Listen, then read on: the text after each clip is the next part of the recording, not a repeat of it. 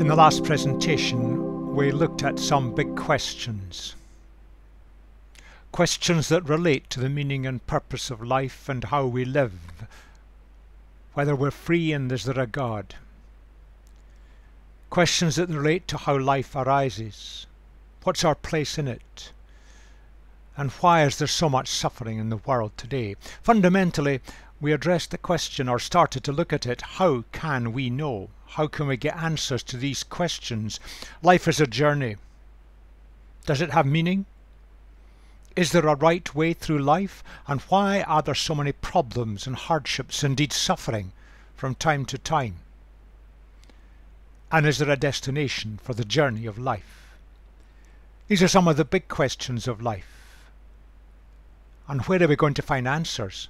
Answers to questions that are very much personal. My questions, your questions. And in this series we're looking at what Christianity can offer to us. The insights. Does it make sense? Is there a logic to it? Everything in this series is based on evidence. Not opinion. Not proof. Answers to these questions can very often not be proved. Indeed, I would argue that in most areas of life there is no such thing as proof. Evidence. Evidence that points clearly in a direction. We've got to distinguish between facts and myths, and there's plenty of myths flying around, particularly in religious circles. So let's focus relentlessly on evidence. The sources of our evidence can be widespread, and here's just a few of them I put up last time. Coming from those around about us. Perhaps there's too much of authority figures. But there's evidence from many sources, including our own life experiences, as well as things that come from round about us through our culture, our family and friends. But let's look at that evidence, let's weigh that evidence and ask questions about it. How can we know? And is the evidence robust and reliable? We're like detectives looking for clues. In the last presentation I suggested we start with two sources of evidence. We can look at the world around us, or indeed the universe around us, and see what it can tell us. And we can look at ourselves. The way we actually are. What does that tell us about the world around us, its purpose and life and its meaning? And we saw that there are various groups of laws. Now the laws of the biological world and the laws of the physical world, the word law is somewhat misleading. It just means a summary. Summaries of the consistent ways by which the world and the wider universe operate. The amazing thing is that our world does operate by fixed principles. And this has been summarized in the so-called laws of the scientific world. They're just summaries of what are always observed. The laws of human nature are somewhat different. You see, these describe how we humans think we should live. We often don't succeed in doing it. We may often fail. But that's what we think. We should live this kind of a way because it brings the maximum benefits, particularly for ourselves. Looking at the universe.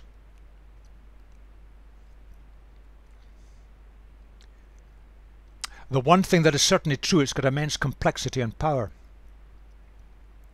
But it's also governed by fixed principles. If you think about it for a moment, the whole world of the sciences could not exist if the principles by which the world operates, the universe operates, weren't fixed. They don't change from day to day in a random way. But they're immensely complex. Humans have got wide diversity, and yet with all that diversity of culture, through history, through gender, through religion, through everything else, there's a deep sense of right and wrong built into us, and is built in right from childhood. Think of the young child, deeply conscious of this when shouting at a parent and saying, "But it's not fair." They're conscious of something that they think is right and wrong. Now both of these suggest a mind behind the universe. Doesn't prove it, it suggests it. But if there is a mind behind the universe, however we think of this, that mind must have immense complexity and power. Just look at the complexity of the universe. Some of the greatest brains in the history of mankind are still battling away to try and understand how our world, our universe, operates. But the mind behind the universe, if it exists, clearly operates on fixed model principles. They seem to be inbuilt in every one of us. Not perfect, but they're there. Now that raises real questions for us. And I challenge you, I challenge anyone to try and explain the sheer complexity and power of the universe alongside this deep sense of right and wrong which is within us all, irrespective of culture, background, age, gender, religion. Try and explain that by thinking it's just all chance. Surely there has to be a mind behind the universe. That makes some sense of it. There are some fundamental questions to be raised. Summarizing this, we see the universe operating on these fixed principles. We don't always understand them. Sometimes they're counterintuitive, but they're there. Well, where did they come from? And where does this deep sense within us, in our minds, we're trying to understand? We're going to follow that one up and show how that doesn't really come out of evolution. And this inbuilt sense of right and wrong. Where could this awareness have arisen? How could it have arisen? There's no evolutionary advantage as far as we can see. So if we assume a kind of creator mind behind the whole universe, doesn't that make much more sense of what we observe? And many people have looked at all the evidence and have found it difficult to come up with an alternative that makes any rational explanation of what we observe. Now there's evidence, not proof, but evidence, and it raises some fundamental questions for us today. Tragically, throughout the late 19th, 20th and into this century, we've got a battleground. And I'm going to suggest it's utterly meaningless, pointless. Now this is somewhat oversimplified, but the sciences, they tend to encourage asking questions, searching for evidence.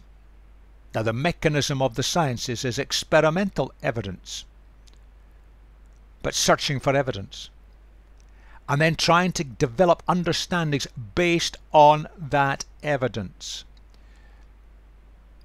Now there's a picture of the way the sciences work.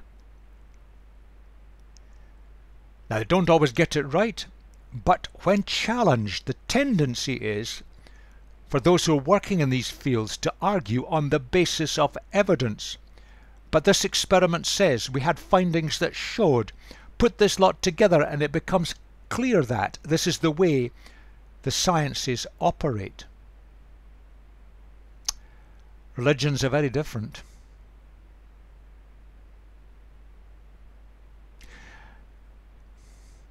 They tend to avoid questions. Now that may seem very harsh, but I have seen and experienced the position where people who ask questions within churches are very quickly sidelined and sometimes leave in sheer frustration. I have seen mosque teachers who raised questions being silenced and told, you don't do that. And they're silenced, sidelined, and sometimes they leave.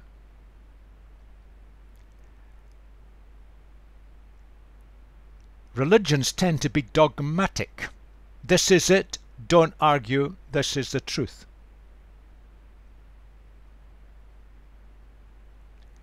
And that comes from a tendency. Now you may find this harsh and uncomfortable, but this is what I observe and what many people have observed.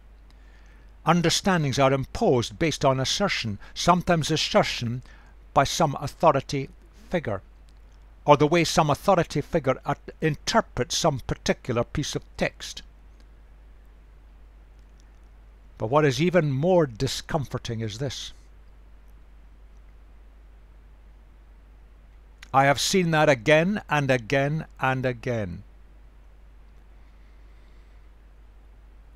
When challenged, far too often, and not always, there are some wonderfully gracious Christian leaders, many of them.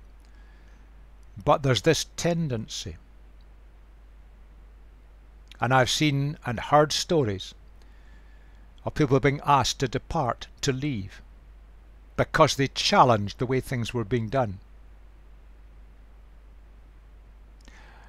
Now, sometimes people challenge just to cause trouble. But sometimes the challenge just raised questions that the religious leaders didn't want raised. But the sciences and religions do two very different things. We'll return to that in a moment or two. The universe just happens to be there. For much of the history of mankind, we were blissfully unaware of the complexity and how it worked. But in the last few centuries, our understandings have developed very, very rapidly and are making enormous progress today. But you see, the very fact of the universe being there asks two groups of questions. How did it come? What were the mechanisms that brought it into being? But there's a second group of questions related to why. Why do we have a universe? Why does it exist? Now that's the province of the sciences. And that's where the evidence-based, experimental-based approach of the sciences is so strong. Must never be lost. But that's out with the province of the sciences, because you can't test it experimentally.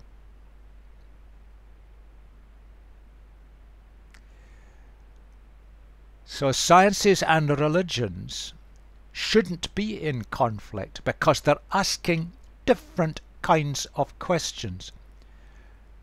And when I see the religions, particularly Christianity and Islam, moving into the sciences, then I get concerned. And there are websites that try to show that science is in the Quran, or that the Bible is consistent with sciences because it's there. They're on dangerous territory, because the questions religions ask are very different from the questions the sciences asked. But equally, when I see scientists, particularly one or two leading figure scientists, starting to go into the religious area and asking the questions why, and thinking that their scientific background, and they may be very eminent scientists, but science is not equipped to answer these questions because its approach doesn't give the right kind of evidence. Science and religion should be consistent, but each has got to respect the methods of inquiry that belong to each, and they ask different questions, and they look at different kinds of evidence. Here's just some facts that have been uncovered. Not them all, just one or two. All the evidence points to the fact that the universe had a finite beginning. All the evidence points to four fundamental forces in the universe and a set of fixed constants, and it appears that these have governed the universe right from the beginning. Where do they come from? The balance of improbabilities that allows life to exist on Earth are quite incredible. Now, religious people tend to say, well, that shows that God has just made it that way. But equally possible, the chance of these improbabilities is maybe very rare across the entire universe, but just happens to be here, and that's why we are here. Again, it doesn't prove things one way or the other, but it happens to be true. Life, the very first life on this planet, the evidence points to the starting about 3.85 billion years ago. Now, if you're like me, you have difficulty thinking of 1,000,000 years or even 1,000 years. 1,000,000,000 is 1,000 million years. Now, there are all sorts of good ideas that might interpret the evidence, but we don't yet fully understand or know this. Raises questions. Whatever else is true, there's no use denying the existence of evolution. It's there, but it's a mechanism, not an explanation of questions why. As a mechanism, what is true is it's beautifully designed. And it allows the adaptability. And if we didn't have that, life would never continue. Would have been wiped off. The very first life forms 3.85 billion years ago would not have survived. Now there is some evidence that we simply get from the world around. You can't dismiss it. The evidence is incredibly strong. And it leads to that picture about the universe, indeed our world. Everything is incredibly delicately balanced. People have calculated that very minor changes in the values of the constants and the forces, the whole thing just wouldn't work. That certainly raises questions. Where did it all come from? Now these go beyond the sciences, they go into the sphere of religions. What kind of answers can we come up with? And it does suggest a mind with incredible intellectual power. Now you can take two broad views about this universe where we're placed. There is a view, it's a strongly held view, but not by a majority, that everything just happened by chance. And the way that matter behaves, the stuff of the world, it just behaves that way, following through the chance events of the way the thing exists. The religious view, and there'll be diversities between religions, it suggests there's some kind of creator mind behind this, and that suggests some kind of purpose in the universe even existing. I ask you to say which fits the evidence better.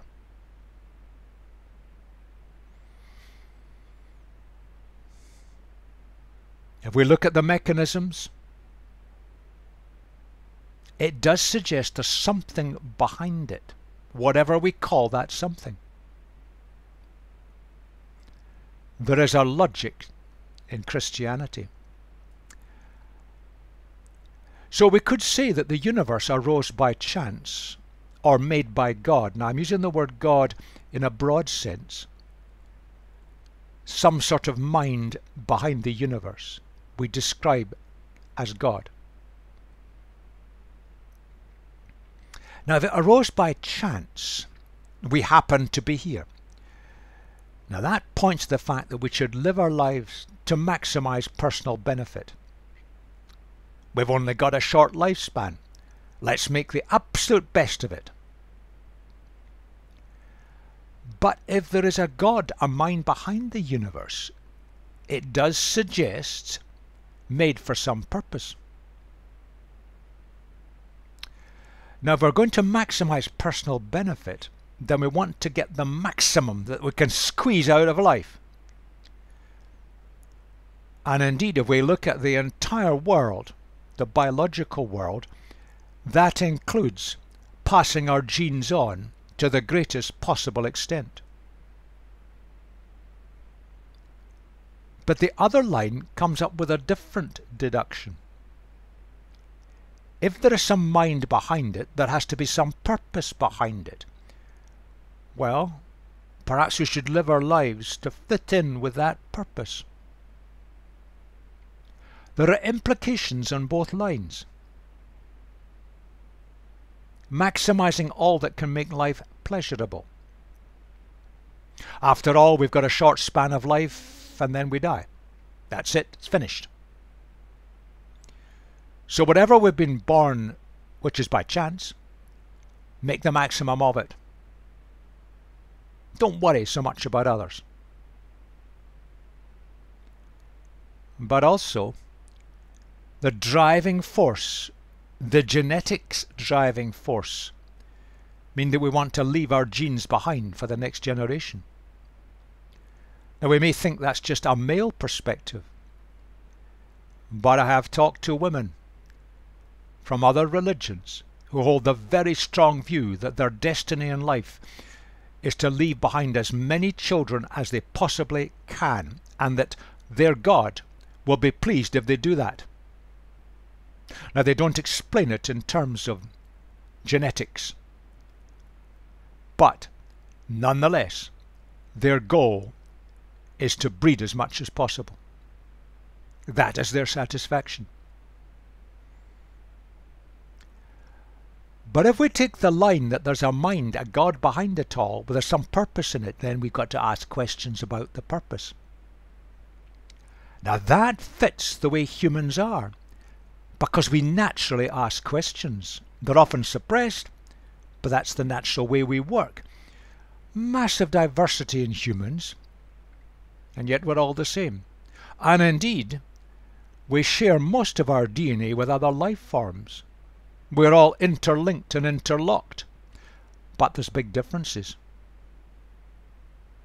Humans have two characteristics in a marked form that go beyond other life forms. We're capable of high-level thought, but we're also aware of right and wrong. And that marks us out as different from other life forms on this planet.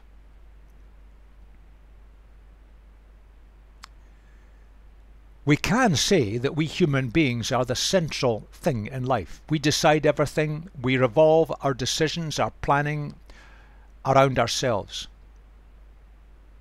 And that is an element of humanism. So human welfare is the top priority.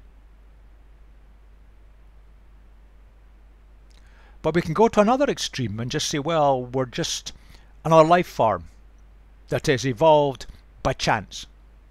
We happen to have a more highly developed brain.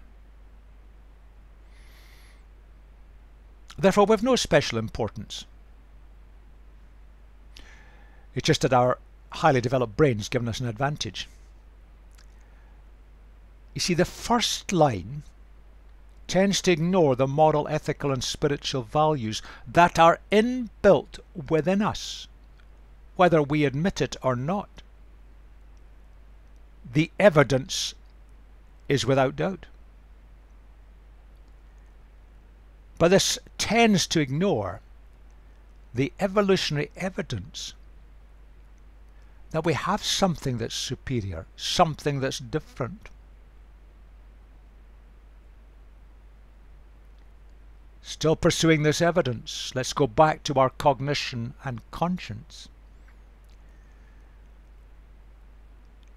It's an interesting thought that every memory, think back to some childhood experience, every memory of every experience held in your brain, and yet not one atom that was present in your brain when that experience took place is still there. Now that blows the mind, because it's the complex linking of molecules, cells, nerve structures. It's the links that hold the memory, not the actual atoms. But our consciences, which we all have universally, sometimes very, very acute and keen, sometimes highly suppressed, there is an awareness of right and wrong. And there is some common ground, a lot of common ground across cultures. And we have this inbuilt inbuilt sense that we should be doing it right. And we often don't. That leads to some observations. You see, we are more than very sophisticated animals with supercharged brains. We're more than that. There's something beyond that. We could say we are spiritual beings. We've got a consciousness, a conscience, an awareness, and it goes beyond the simple links between neural connections. How do we explain that? How do we interpret that? Perhaps the greatest physicist of all times. The eternal mystery of the world is its comprehensibility. How is it that we humans have this desire and thirst to understand? Research and education has shown that this is the driving natural force with all young people. Not to memorize, but to seek to understand. And the fact is that together as a human race, we've made extraordinary steps in understanding our world. And the contributions of Einstein have been very, very significant. How do we explain that? You see, animals operate essentially by instinct, and their drive is their survival, and then the survival of the species. Within us humans, there is this ability hidden away within us to understand the world. Not just instinct. Yes, we do have instincts, but we've got far, far, far more. This drive to understand. And the parent with the young child, why, is the favourite question they ask. You see, the drive is more than just survival. The drive is a development, a mental development, an inner satisfaction, making sense of ourselves, our world, and our relationships, not just driven on by the instinct to breed, to eat, to drink, to live. And you see, that gives us a capacity for thinking very deep thoughts, handling ideas, conceptual thought. Now we need that because we cannot have a concept of right and wrong if we can't think through consequences, implications, ideas. I'm not suggesting for one moment that evolution is in any way wrong. We humans are the products of an evolutionary process. The evidence is incontrovertibly strong. However, the evidence suggests that we're maybe more than just the products of that. There are things that we have that have no evolutionary advantage. How did they arise? How did they evolve? Could they evolve? Raises interesting questions. Yes, we have that.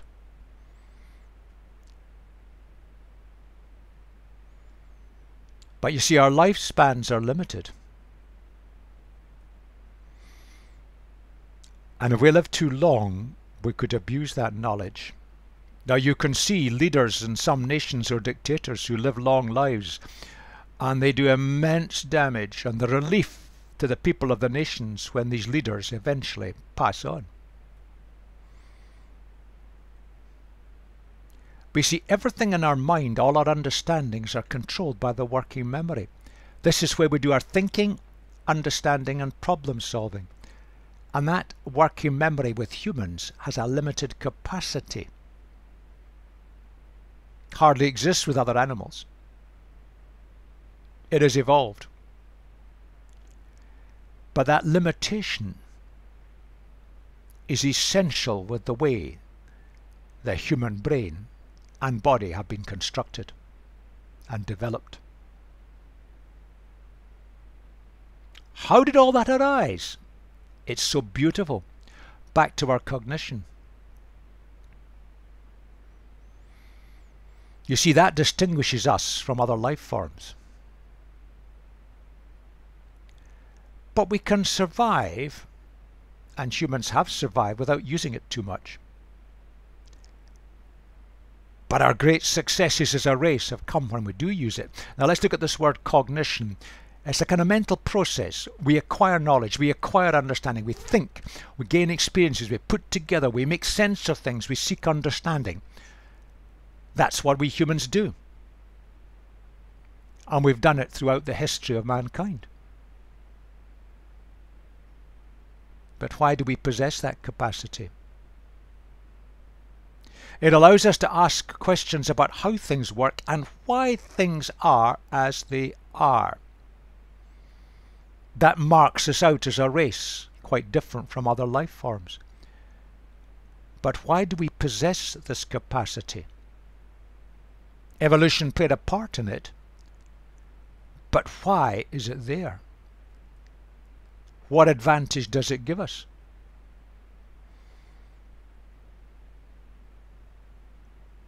You see, because we've got that capacity, we are able to consider the possibility that God exists. And if we look at, and people who study this in great detail have seen this, for tens of thousands of years, the evidence is quite clear that humans have had a desire for immortality, and you can see it amongst other things in the burial practices. Now that raises interesting questions. Why do we consider the existence of God? Now you may deny the existence of God, but at least you're considering it. There is no conceivable evolutionary advantage in having that capacity. So how did it arise? You see, there are good evolutionary advantages in feeling hungry, thirsty, or having sexual desire, a desire for security. All these will bring advantages in the survival of the species. But the capacity to consider the existence of God? But these religious practices, which go back, are way beyond the time of human settlements. There's no practical advantages whatsoever in terms of the survival of the human race. So why do we have these? Why are they innate? Why are they built in? Difficult to explain if we deny the existence of a mind behind the universe. But we have a problem. We've got consciences. And we're all aware that our consciences are often pointing one way, but we go in a different direction. And that is something that marks us out. Animals essentially are driven by instincts. There is consciousness, but essentially instincts drive animals. Conscience couldn't have evolved because it doesn't bring an advantage. Doesn't make us survive better and therefore breed more. It generates conflict rather than advantage.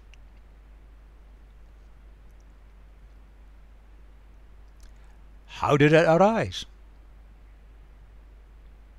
We could describe it as a kind of inner voice in us, which will point to what we might call moral behaviour.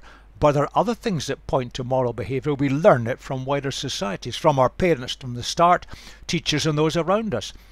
But sometimes it's imposed. Raises interesting questions about how religion should do this. Religion down through the years, and much religion today, is still imposing its moral behaviour on those who belong to a particular religion, sometimes with quite draconian punishments if we get it wrong.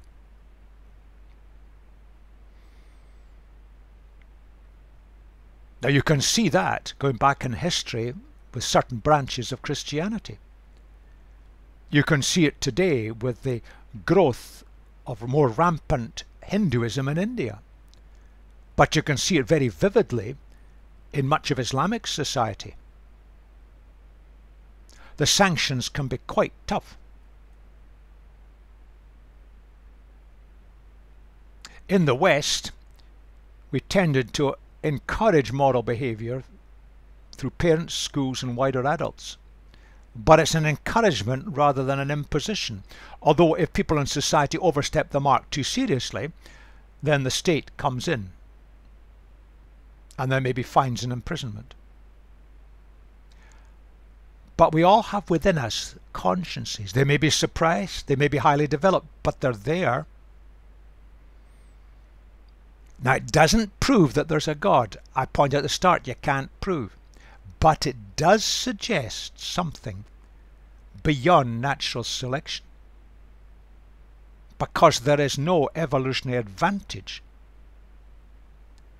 And this sense of right and wrong, which is built in right across humanity, it suggests a mind behind it, a lawgiver. Someone who's built into us a sense of right and wrong.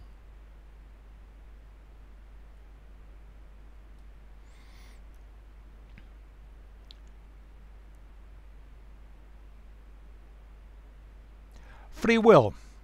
Freedom to make our own choices by our own decisions. Parents are very conscious of this when they've got teenage family. But is the free will genuine?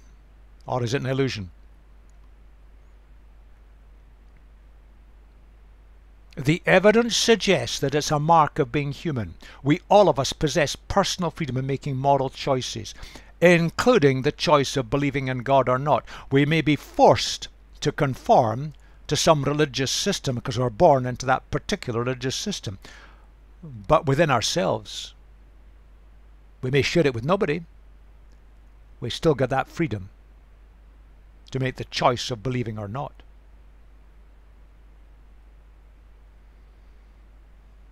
Or is it an illusion? We think we're making the choices, but it's all predetermined in advance.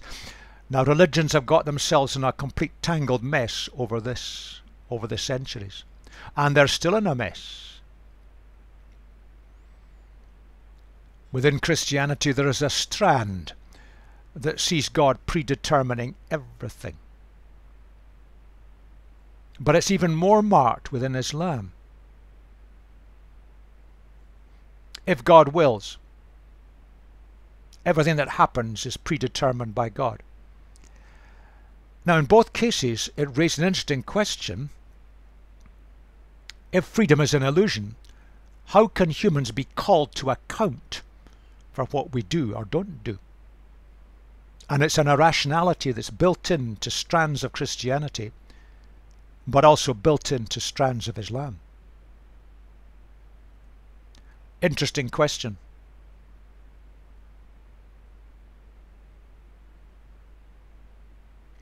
Back to our cognition and conscience. We are capable of high-level thought, seeking to understand, and it's linked to free will. We can choose to understand or understand in given ways. And we do have some kind of awareness of right and wrong, and that we don't always match up. Sometimes generates regrets.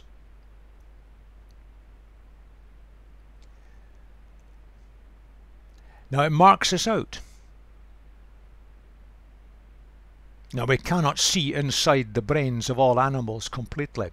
So I have put it as exceedingly rare, if not unique, and I think that would be a fair reflection of the biological evidence. But how did these develop? You can get some idea of how they developed in relation to cognition. But why is there a desire to understand, and why is there an awareness of morality? That is difficult to explain. And it suggests that in some ways or some time we humans were given something that was not possessed by animals, because we can't see any possible way by which that could have evolved, because there is no advantage.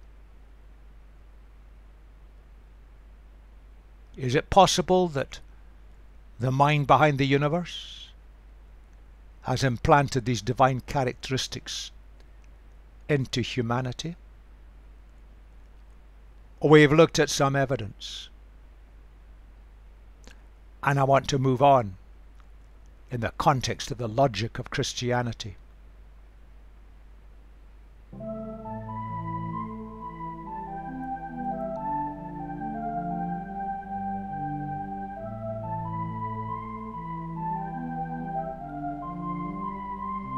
In the next section, we're going to look at the answers that religions have provided.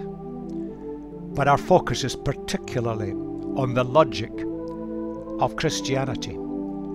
Does it give us any insights